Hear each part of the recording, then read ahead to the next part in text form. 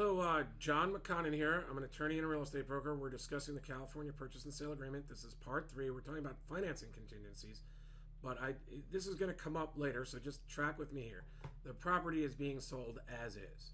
Now, I may get to this in this video or the next.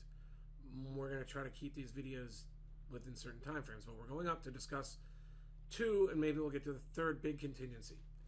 We're going to start with, just because I found this is the easiest way to explain it, let's just start with an all-cash offer. No loan is needed to purchase this property. This offer is not contingent on buyer obtaining a loan. Well, if we're not having a loan contingency, what about an appraisal contingency? This is the odd thing, and I've seen it come up in contracts. This agreement is, or this needs to be checked, I think, for a seller, if you're getting a cash buyer. This agreement is not contingent upon a written appraisal of the property by a licensed or certified appraiser. Because otherwise, even the cash buyer has 17 days to shop for a better deal and get out easily just on that clause alone.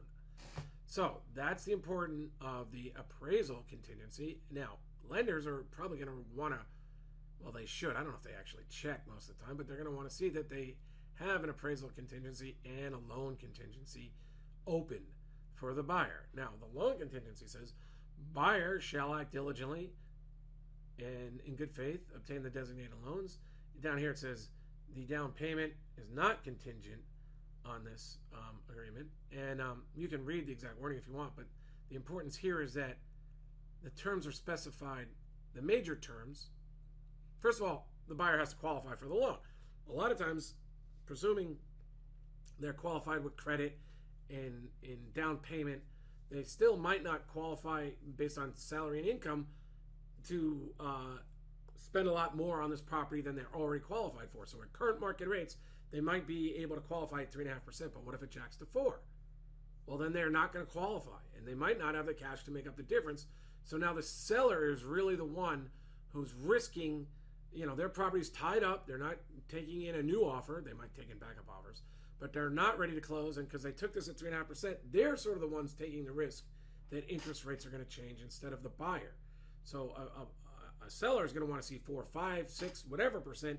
Maybe this in a strong seller's market, a seller doesn't even want to make a loan contingency and an appraisal contingency. I mean, these are things that need to be discussed with sellers. I've worked with plenty of high-end sellers that don't even want to use a car agreement because there's so many outs for buyers. And either I've drafted it or they've had other draft lawyers on the other side have drafted it and I'm reviewing it. But high-end sellers and sophisticated buyers sometimes don't even use these agreements because there's so many outs for buyers. So, pay attention to these contingency removals and whether you want to use them in your contract or not. Buyers are going to want to, and when I'm working with them, this brings up another thing we'll get to next. If I'm working with a buyer, because I know lenders, like what if the buyer's qualified and everything, but the lender still comes up with some reason not to fund? The market's moved, it's changed. We're a volatile situation, and we've seen these times when the stock market starts collapsing, and all of a sudden lenders don't want to fund. I don't even know if this still goes on, but back, I know I got gypped out of a refinance because a lot of lenders were playing the game that, well, they'll lock you in at this rate. They'll say they're locked in, but they're going to try to make an extra $1,500 or $2,000 by hoping rates bounce around and lock you in later. And sometimes the market just jumps and you're not locked in. So you're qualified, but the lender blew it.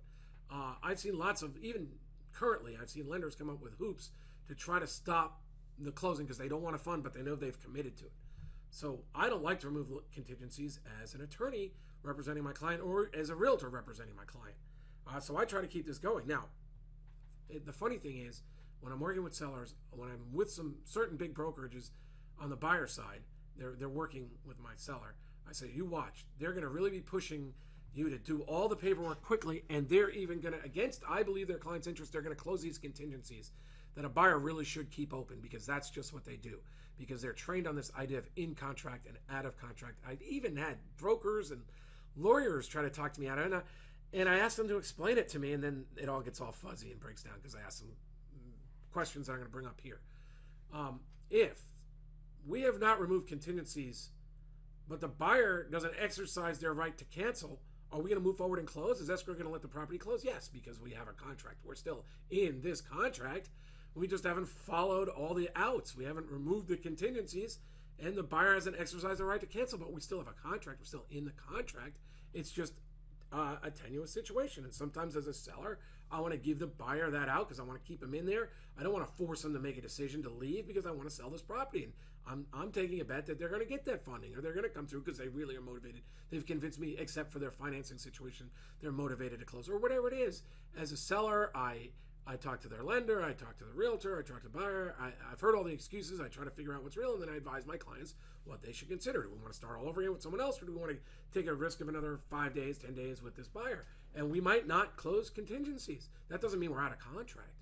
I could go on and on. It's really funny that so many realtors are trained by their brokers on in contract and out of contract. The cynic part of me says they just want to lock their buyers in to make things happen. I actually think they're just not really reading the contract. But anyway, so here's the point. And just going to back this up. I know people right now, if there's enough people are viewing this, there's lawyers whose ears are burning off because they've been operating under this framework because they've been trained by big brokerages. I'm talking about in-house clients, not lawyers reading, reading up on this or actually practicing this every day. Let me go to 14. I think it's D. Yeah, here it is. Seller right to cancel. Seller right to cancel buyer contingencies. If by the time specified in this agreement, buyer does not deliver to the seller a removal of the applicable contingency or cancellation of this agreement, then seller, after first delivering a notice to buyer to perform, may cancel this agreement. That I think it's 48 hours. It could be 24. I don't want to be stuck on that one. If the seller wants to close this down and ask the buyer to remove contingencies, and sellers should in some markets do this, they can send over a notice to perform. Then buyer either performs or they have 48 hours, let's say there's 24 to be careful, to get their money out of escrow so seller can't argue they're entitled to the escrow money. And whether they can actually get it is another story for another video, because that also has a lot of procedures involved. But that's the point. This contract's going forward unless the seller, if the buyer's not removing contingencies, it still goes forward unless the seller sends over a notice to perform.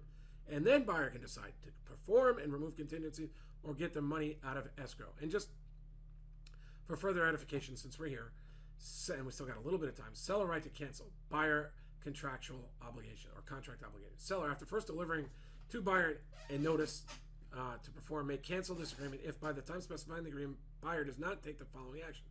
Deposit funds is required in 3A or 3B, or if the funds are deposited pursuant to 3A or 3B are not good when deposited, deliver notice of FHA or VA costs or terms as required, deliver a letter as required, deliver verification or satisfactory reasonably, return statutory and lead disclosures, sign an initial separate liquidated damages form, provide evidence of authority to sign a representative capacity. I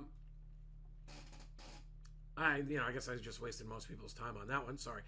Notice to buyer or seller to perform. The NBP or NSP shall be in writing, be signed by the applicable buyer or seller, and give the party at least two.